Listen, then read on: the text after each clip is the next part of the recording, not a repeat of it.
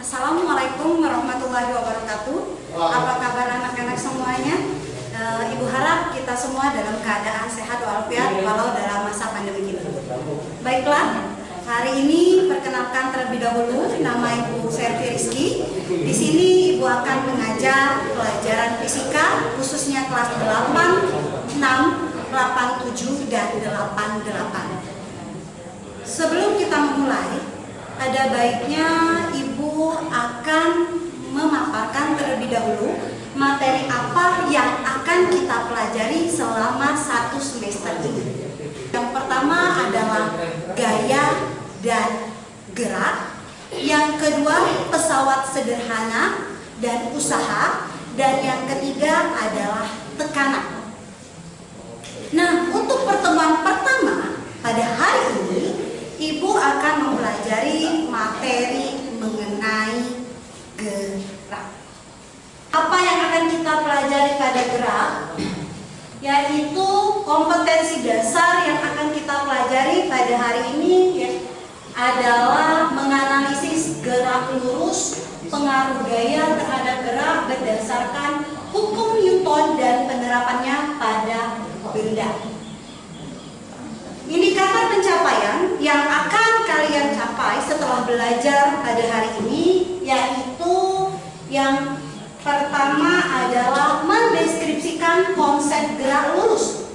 Yang kedua, menganalisis perbedaan antara kelajuan dan kecepatan, menghitung kelajuan, kecepatan, dan percepatan pada beberapa contoh kasus dengan menggunakan rumus gerak lurus beraturan.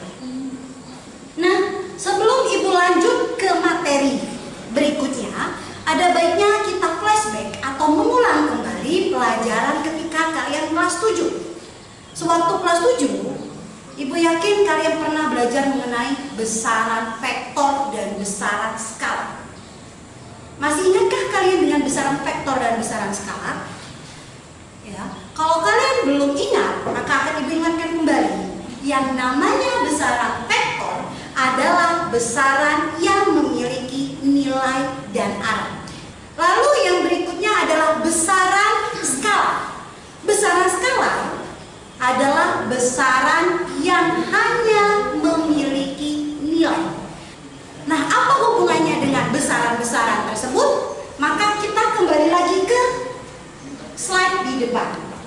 Sekarang kita lihat gerak lurus beraturan. Ya. Gerak lurus beraturan, kalau berbicara tentang gerak lurus beraturan, kita akan sangat erat dengan yang namanya jarak dan perpindahan. Ya. Sekarang coba kalian lihat dengan baik. Di sini ada yang namanya jarak. Pengertian jarak yaitu dihitung seberapa jauh benda itu telah bergerak setelah meninggalkan titik acuan sebagai posisi awal.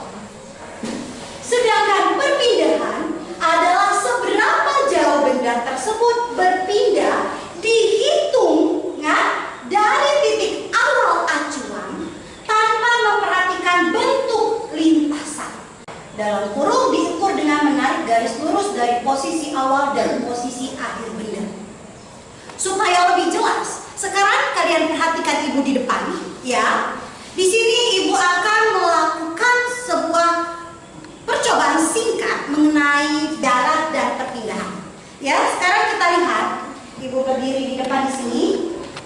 Kalian lihat Ibu akan berjalan, ya, dan Ibu akan menghitung setiap langkah yang akan Ibu lalui. Kita mulai.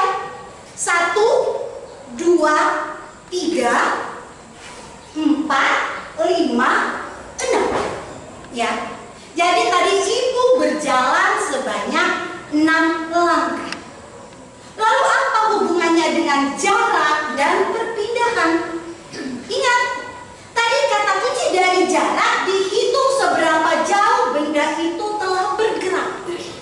Seberapa banyak Ibu bergerak tadi? Berapa banyak langkah Ibu yang bergerak tadi? Ada yang tahu? Pasti kalian catat. Hasilnya adalah 6 langkah. Berikutnya, bagaimana dengan perpindahan? Tadi kata kunci dari perpindahan adalah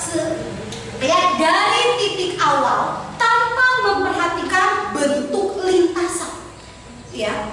Jadi dia hanya melihat dari titik awal dan titik akhir.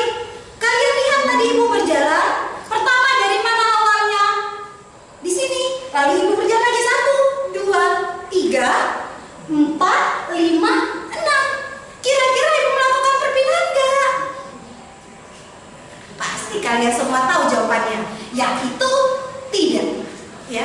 Nah, dari sini pasti anak-anak telah tahu pengertian atau sudah paham antara jarak dan perpindahan.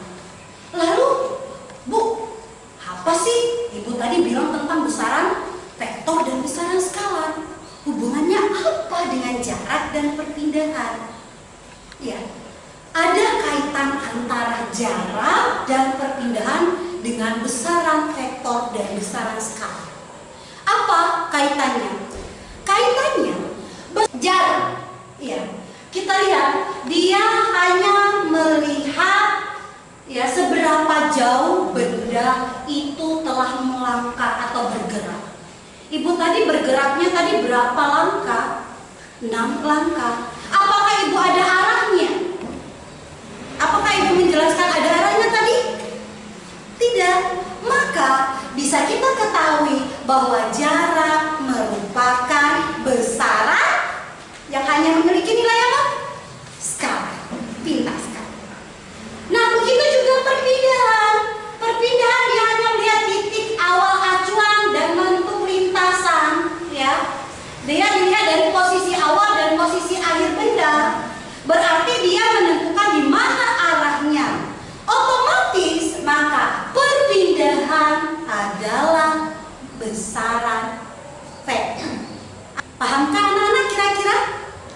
Sekarang kalau sudah paham, kita teruskan ke materi berikutnya, yaitu mengenai kelajuan dan kecepatan.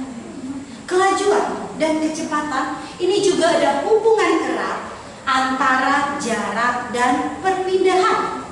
Ya, jarak, ya, kelajuan adalah besarnya jarak yang ditempuh oleh suatu benda yang bergerak dalam tiap satuan waktu, ya. Sedangkan kecepatan adalah besaran perpindahan yang ditempuh suatu benda yang bergerak dalam tiap satuan waktu. Jadi, kalau kita lihat kelajuan itu menggunakan jarak, kecepatan ini menggunakan perpindahan. Sehingga rumusnya adalah V sama dengan S per T. Kita bisa menggunakan metode segitiga di mana pakai sistem buka tutup. Kalau kita mau cari S, kita tutup S, rumusnya V kali T. Kalau kita mau cari V, kita gunakan rumusnya S per T. Kalau kita mencari T, maka kita rumusnya S per V. Adapun keterangannya di sini lihat T adalah kelajuan, satuannya meter per sekon. S jarak yang satuannya meter, T waktu satuannya sekon. Supaya lebih mudah, maka perhatikan contoh berikut. A melangkah ke kanan sejauh 100 meter dalam, kemudian kembali melangkah ke kiri sejauh 50 meter dalam waktu 25 sekon. Tentukan jarak yang ditempuh, perpindahan, kelajuan, kecepatan. Ya, supaya lebih mudah kita lihat. Jarak yang ditempuh A adalah 100 meter. Kenapa 100 meter? Karena dia bergerak dari 100. Ingat tadi jarak tidak memperhatikan arah. Jadi dia dari 100 meter lalu berjalan kembali 50 meter. Maka 100 meter ditambah 50 meter adalah 150 meter. Ya. Lalu bagaimana perpindahan? Perpindahan itu tadi kita sudah tahu besaran skala. Dia memperhatikan arah. Jadi dia pergi tadi 100 meter, lalu dia kembali 50 meter. Maka 100 meter dikurang 50 meter sama dengan 50 meter. Bagaimana dengan kelajuan? Kalau kelajuan tadi Ibu sudah kasih tahu. Kalau kelajuan menggunakan jarak, maka 150 meter dibagi 25 sekon, hasilnya adalah 6 meter per sekon. Sedangkan kecepatan itu menggunakan perpindahan per waktu, maka 50 meter dibagi 25 sama dengan 2 meter per sekon. Ya, Ibu kira hanya itu untuk pertemuan Dan Ibu harap kalian dapat mengerti apa yang telah Ibu jelaskan. Dan kita akan bertemu kembali pada pertemuan berikutnya dengan materi yang berbeda. Semoga kita semua dalam lindungan Allah dan dalam keadaan sehat walafiat, sehingga dapat bertemu kembali walau tidak dengan tatap muka. Akhir kata, Ibu ucapkan terima kasih dan wassalamualaikum warahmatullahi wabarakatuh.